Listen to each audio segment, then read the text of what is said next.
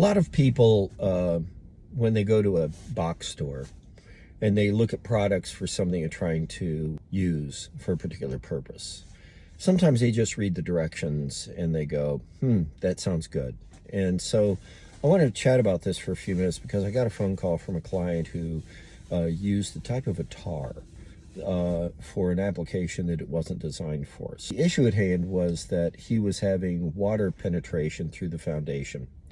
So he excavated down to the footer, and then he painted the outside foundation with a tar, and then he backfilled with halfway up with gravel, and then he ran out of gravel, so he just put dirt on top of that.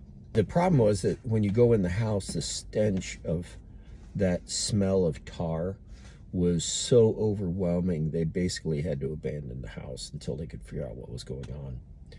So they call me and say, Bob, I got this odor in my house. What can we do? So I went over there, and I mean, he did everything right. He put the tar, he drew a little diagram of how he filled back around the foundation walls.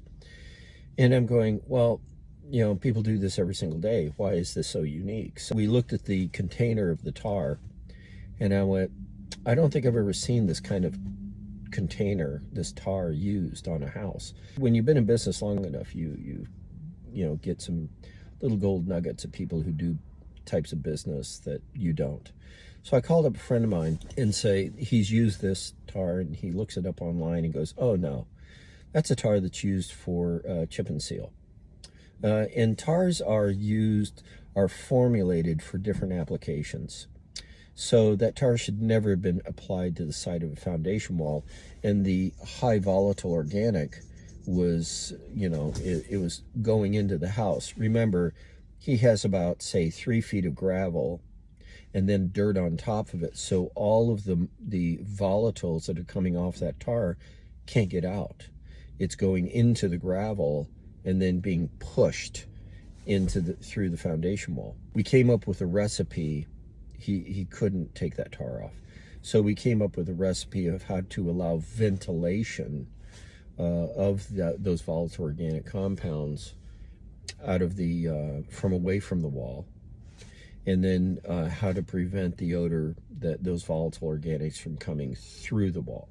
So we put plastic on the inside of the foundation walls, and we re-excavated out all the soil and brought gravel, you know, coarse gravel, all the way to about 6 inches below ground surface so that it could ventilate the other direction. So that was the application. So it's an interesting story, and I hope that gives a little bit of caution to some people.